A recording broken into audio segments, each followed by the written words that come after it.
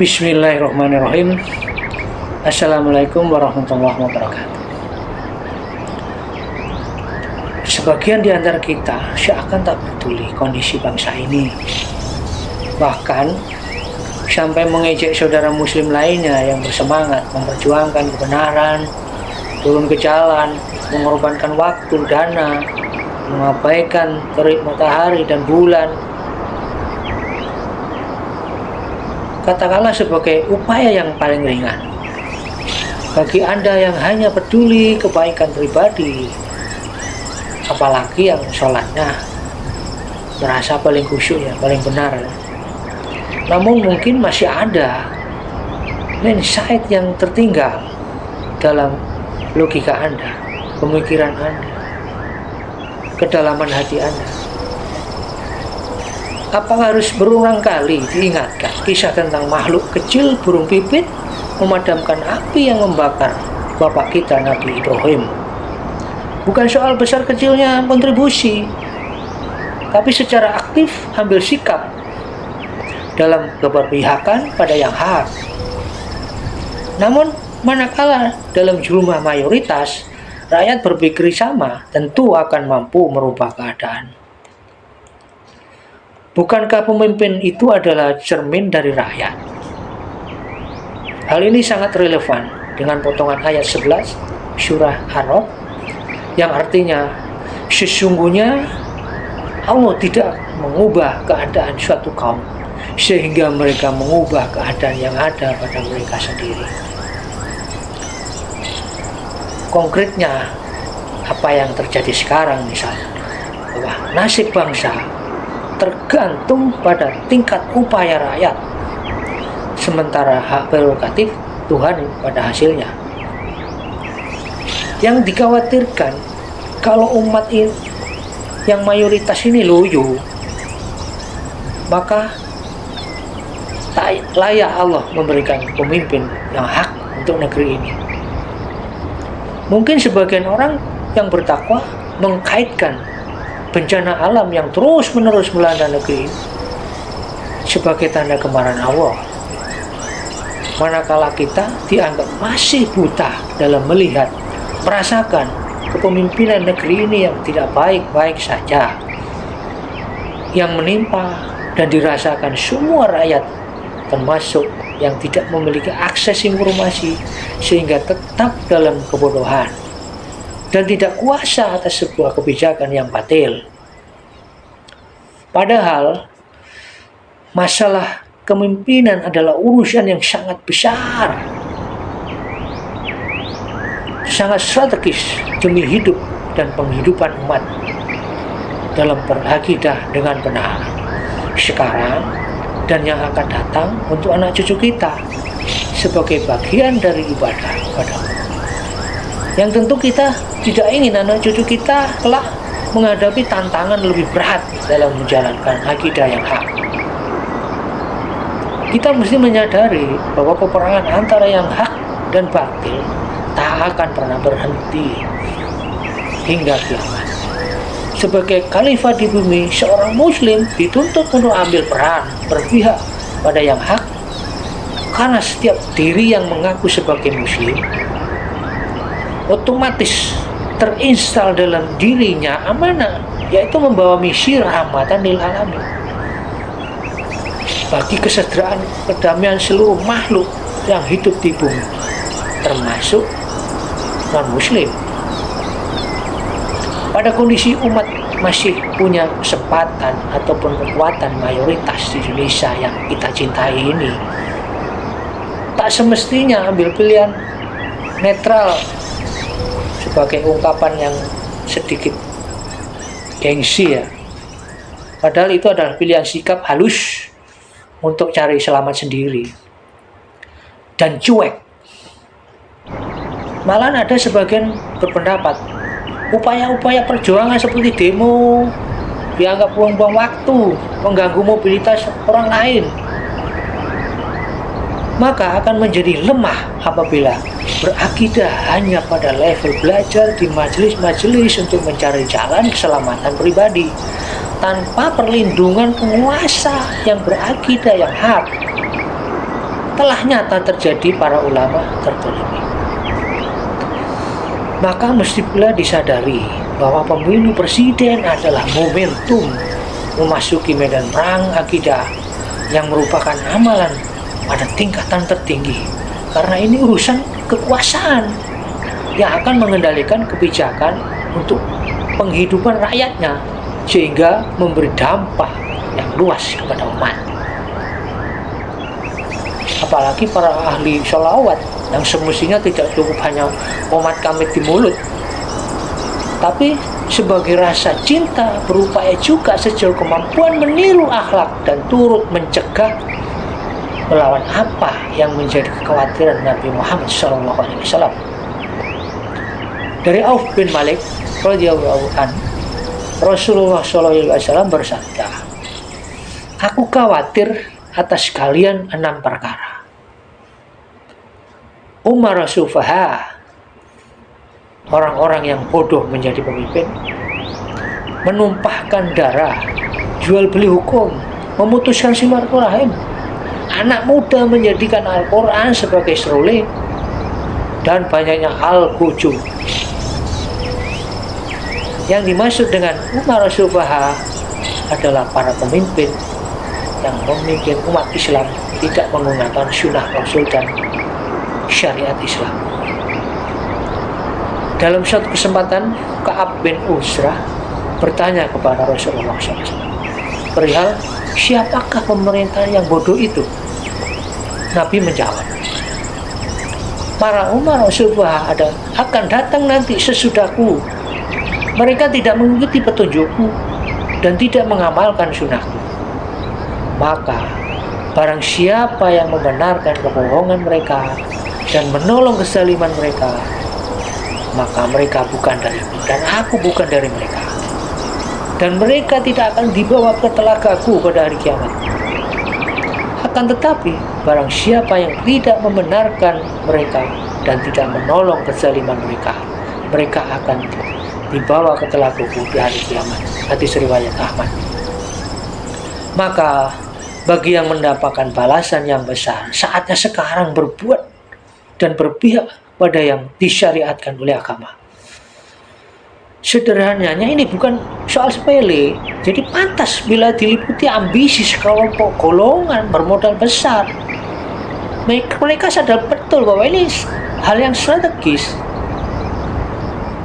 Sebagaimana dugaan kecurangan pemilu yang paling brutal sepanjang sejarah, yang bisa saja ini menandakan titik balik dimulainya penjajahan asing atau pemenangan pribumi yang notabene mayoritas umat Islam, maka menjadi keniscayaan terjadinya keributan, sementara di belahan negeri lain hingga berdarah-darah. Dan apa yang akan terjadi dengan kepemimpinan yang baru akan menjadi bagian langkah-langkah atau anak tangga menuju tatanan dunia baru yang mengarah kepada kebatilan atau hak. Dan itu adalah pilihan. Maka tiadalah alasan bermalasan memperjuangkan bagi Anda yang tidak ikut berjuang langsung di hadapan para wakil rakyat, walau dalam upaya paling ringan, kecuali memang sudah tertutup hatinya, itu karena kebodohannya, ya. Bukankah di dalam berdoa dalam segala kepentingan urusan masing-masing, untuk kepentingan pribadi sekalipun, selalu didahului password dengan bersolawat, doa untuk orang tua dan kaum muslimin sebagai wasilah demi terkabulnya doa? Maka selipkanlah sebuah doa berharap untuk kebaikan pribumi negeri ini atau yang relevan kondisi saat ini, permainan hukum penguasa hingga dahsyatnya kecurangan pemilu, agar Allah menghancurkan sehingga mendapatkan pemimpin yang hak, karena dampaknya luas yang mungkin tidak hanya untuk negeri kita saja, bahkan karena demokrasi kita umat terbesar dunia, untuk pertarungan ideologi umat secara global. Maka apabila umat yang mayoritas ini bersatu, secara kompak masing-masing setiap diri 5 kali dalam sehari berdoa hal yang sama, akan menjadi doa massal yang akan menebus pintu langit. Insya Allah doa akan lebih makbul, ya, baik untuk kepentingan negeri tadi maupun untuk kepentingan pribadi, karena ini passwordnya. Jadi jangan pernah berhenti dan menyerah, selalu berdoa untuk kemenangan yang hak sampai kapanpun di segala keadaan hingga akhir zaman. Demikian ungkapan isi hati. Semoga bermanfaat. Jika ada yang baik itu dari Allah, dan jika ada yang buruk itu dari saya. Semoga Allah membimbing kita ke jalan yang benar. Aqulu qauli hada wa astaghfirullahi wa lakum wastaghfiruhu innahu huwal ghafurur rahim. Assalamualaikum warahmatullahi wabarakatuh. Sebelum close, mari kita saksikan emak-emak pejuang garda terdepan berikut ini. Karena setan sudah menguasai kita, maka saya mengajak semuanya, mari ta'awud. A'udzubillahi minasyaitonirrajim.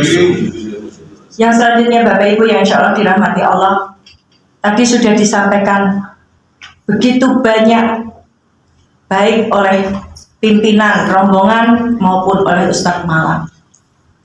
Mestinya yang pertama, baik itu anggota pimpinan dewan, anggota dewan, pimpinan KPU, pimpinan Bawaslu, beserta pengurusnya, mestinya kalau panjenengan masih merasa manusia, sekali lagi saya ulangi, kalau panjenengan masih merasa manusia, sekali lagi, 3 kali saya sampaikan, kalau panjenengan masih merasa manusia, punya hati, punya perasaan, panjenengan tidak akan bekerja sama dengan kedoliman yang ada di negara ini. Buka mata, buka hati. Jangan panjenengan menjadi penjilat-penjilat. Na'udzubillah min dzalik. Sudah tahu curang, kok panjenengan bela? Ingat, jabatan panjenengan cuma 5 tahun, akhirat seumur. Apa panjenengan yang menjadi anggota dewan, menjadi petugas KPU, menjadi petugas Bawaslu tidak takut azab Allah? Mudah-mudahan kalau panjenengan tidak sadar, Allah segera mengazab panjenengan. Jangan sombong. Baca Al-Quran yang merasa muslim.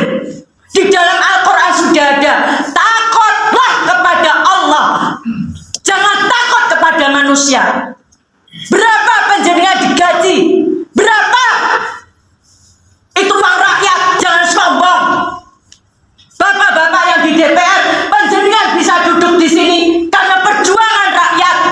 Jangan sombong, merasa mewakili kursi yang enak. Lihat ibu-ibu yang menangis, harga beras semakin melonjak, kebutuhan pokok melonjak. Panjenengan enak dapat gaji besar. Bisakah panjenengan tidur nyenyak dengan situasi seperti ini? Jangan bohongi perasaan panjenengan. Bapak Ibu yang insya Allah dirahmati Allah, kalau hari ini kami berjuang, kalau HP-nya nanti, teleponnya nanti, kalau hari ini kami berjuang bukan hanya untuk kami, tapi untuk anak cucu. Bayangkan panjenengan sudah meninggal, kalau negara ini untuk membayar hutang yang semakin bertambah, kemudian negara ini diserahkan kepada asing, anak cucu kita akan jadi budak, jadi buruh di negara ini. Apakah panjenengan akan mati? Panjenengan tidak punya anak, tidak punya cucu. Maka siang ini kami menuntut panjenengan mau menandatangani pernyataan mendukung hak angket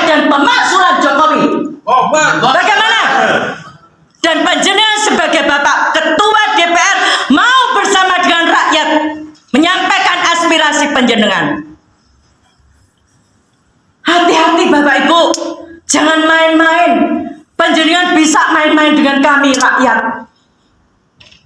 Tapi penduduk langit akan mencatat semua perbuatan panjenengan. Akhirat itu tidak ada pembelanya, tidak ada pengacaranya. Jangan enak-enak naik mobil rakyat, jangan enak-enak makan gaji buta, sementara panjenengan menjadi pelaku-pelaku kebohongan di negara ini. Kami menolak pemilu curang, dan kami menolak politik dinastik di negara ini. Oleh sebab itu, saya mewakili emak-emak yang hari ini menangis karena kondisi ekonomi semakin berat. Saya mengajak sebagai seorang ibu, sebagai seorang istri, sebagai seorang muslim, mengajak panjenengan semua yang hatinya belum mati, sebagaimana presiden kita yang moto picek kuping budek.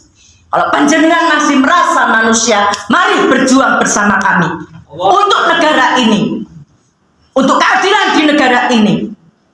Saya takut kalau kita diserahkan pada pemimpin yang zalim. Itu saja yang saya sampaikan. Sekali lagi saya minta bapak-bapak ketua dewan dan pengurus dan anggota dewan mau ikut menandatangani pernyataan menolak pemilu curang, mendukung hak angket dan pemakzulan Jokowi, serta yang dari KPU, Bawaslu jujur buka kecurangan ini. Sampai dihapusi bojone ora gelem kok. Sampai gelem dihapusi bojone ora gelem. Sampai gelem diselingkuhi bojo sampean ora gelem, tapi kenapa membohongi rakyat? Akhirul kalam, wassalamualaikum warahmatullahi wabarakatuh.